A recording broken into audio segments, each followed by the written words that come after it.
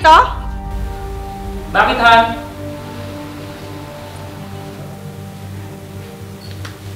Anong ibig sabihin nito?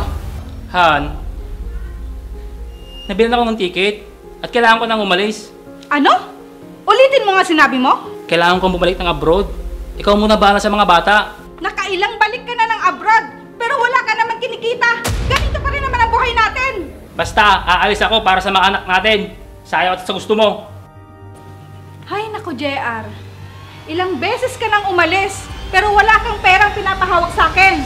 Huwag kang mag-alala. Malay mo, gumanda ang buhay natin at makuha ko kayo. Han, natatakot ako na baka magaya ka rin sa iba na makalimutan mo kami ng mga anak mo. Hindi mangyayari yun, Han. Kasi iba ako sa kanila. Kung akong tatanungin, ayoko nang bumalik ka pa.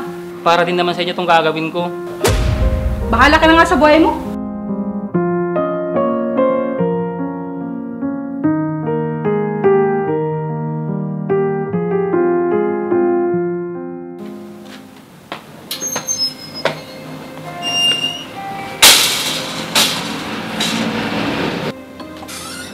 Han?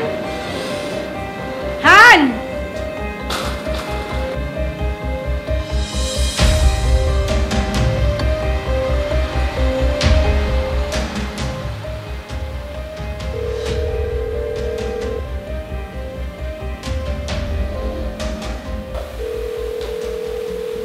O ma, andiyan ka na pala.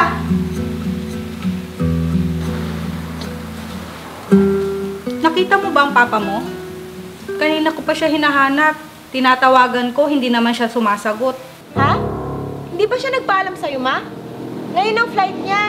Ihatid daw siya nila tita kaya maaga siya umalis. Ganun ba, anak?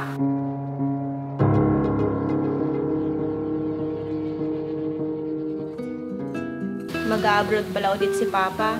Akala ko dito na po siya mamamalagi. Yun din ang akala ko, anak. Pero, tinakasan na naman ako ng papa mo. Hayaan mo na siya, ma. Malay mo, gumanda yung buhay natin sa pag-abroad ni Papa. Sana nga, anak. Pero, iba yung nararamdaman ko. Nakailang beses na siyang pabalik-balik ng abroad.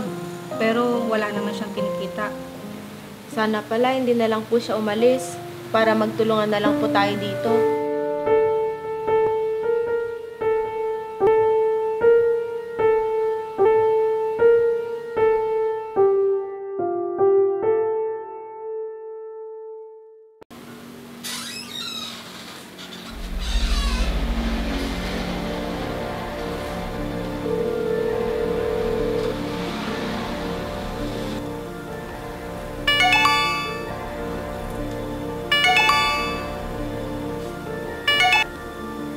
Hello, Tay.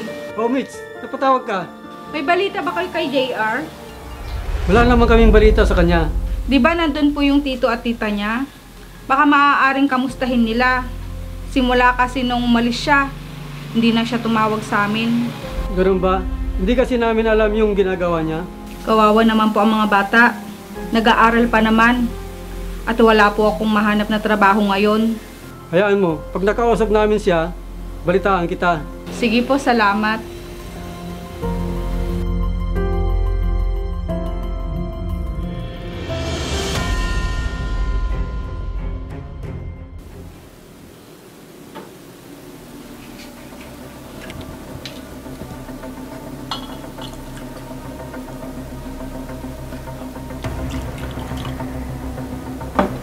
Babe, happy mansari. Happy Mansari din, babe.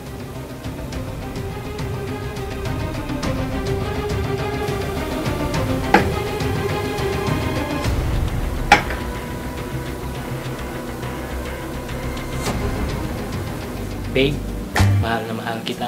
Mahal din kita, babe.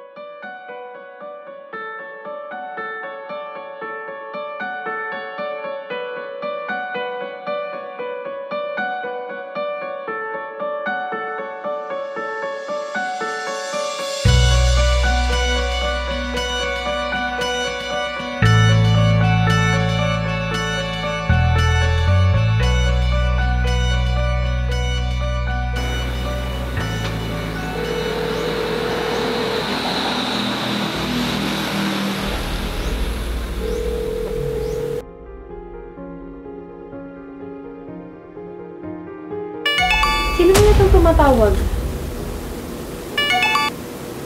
Hello? Sino ka? Ako ang asawa ni JR. At sino ka?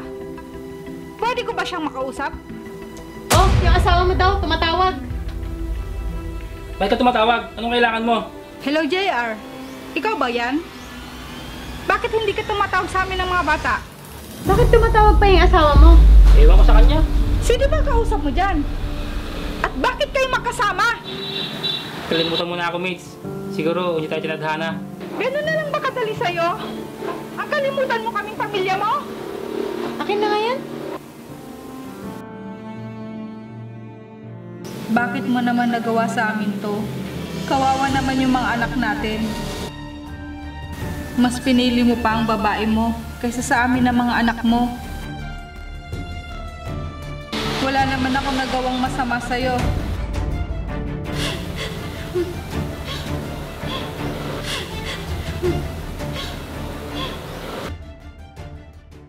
Bakit naman inago sa akin yung cellphone? Akala ko ba hiwalay na kayo? Bakit kailangan niyo pa mag-usap? May mga anak kami. At kasalanan ko din naman kung bakit kami naghiwalay. Kalimutan mo na lang sila. Total, nandito naman ako. At yung anak ko, pwede mo naman siyang kilalaning anak. May obligasyon pa rin ako. Lalong na ako sa dalawa kong anak. Huwag ka na mag-alala. Padadalhan mo naman sila ng sustento. Buwan-buwan, di ba?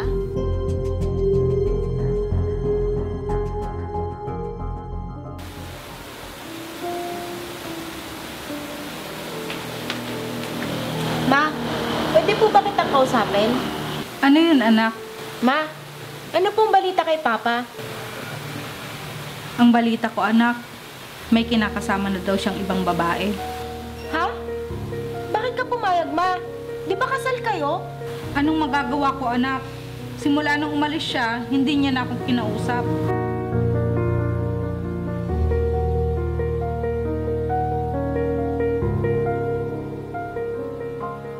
Hayaan mo na siya, anak. Kasi kung may isip siya, mas pipiliin niya tayong pamilya niya. Kaso hindi. Pero paano na po tayo ngayon, Ma? Magbibigay pa din naman daw siya ng suporta sa inyo ng kapatid mo.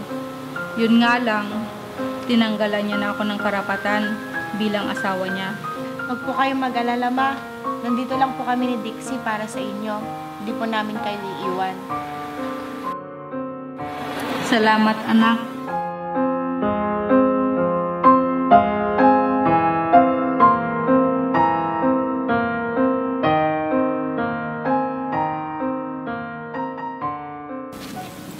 Babe? Nagugutom ka ba? Oh, babe. Ano yung gusto mo? Kahit ano, babe.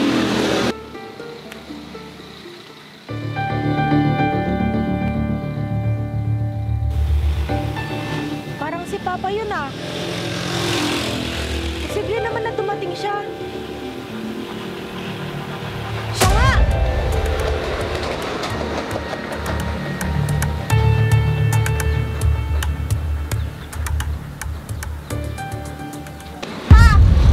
Jen! Bakit nandito ka? Siya na ba yung anak mo? Oo, babe. Siya yung panganay ko.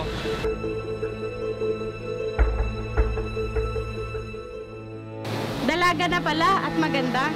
Oo. Magkamukha sila ng mama niya. Ah, ganun ba? Parang kamukha mo naman. Bakit pala dito ka, anak? Hinatid ko lang po si Mama sa trabaho niya, kaya napadaan po ako dito. Ganun ba? Kamusta naman kayo ng kapatid mo? Ayos naman po pa, kahit papano nakakaraos. Salamat po pala sa padala niyo sa amin. At kahit papano, pinagkakasya po namin at nakakapag-aral po kami. Kaya ako nag-abot, anak, para sa inyo.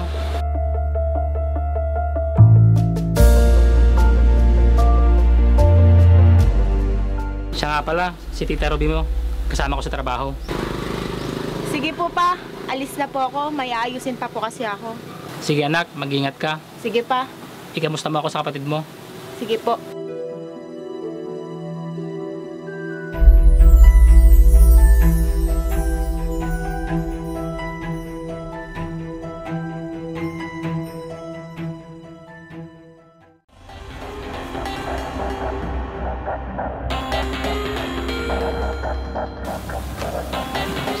Tay? Tay, bless po. Anak, tibuting ka na pala. Bakit yung nagsabi? Hindi na po tay, kasi sinundo na ako ni Myla. Halika kayo, pasok tayo sa loob.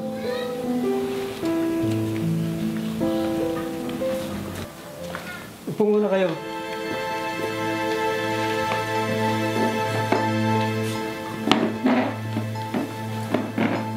Bakit? Iba na naman yata ang kasama mo, anak. Wala na po kami ni Ruby tay. Masama kasi yung galing niya, kaya hindi kami magkasundo.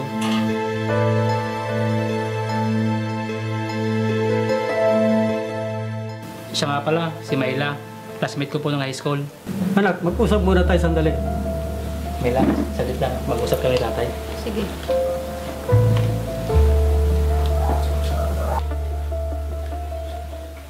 Bakit? Nag-uwi ka na naman ng pambaba dito. Hayaan mo na ako tay. Hiwalay naman na kami ng asawa ko. Ganun na lang ba kadali sa'yo ang lahat, anak? Balita ko tay, may iba na din si Mitch. Kasalanan mo na yon. Kasi iniwanan mo ang pamilya mo at hindi mo inayos ang pamilya mo. Kawawa naman ang mga apo ko. Huwag yun akong sisihin tay, sa nangyari. Matigas talaga ang ulo mo. Kahit anong sabihin sa'yo, hindi ka nakikinig. Bahala ka sa buhay mo.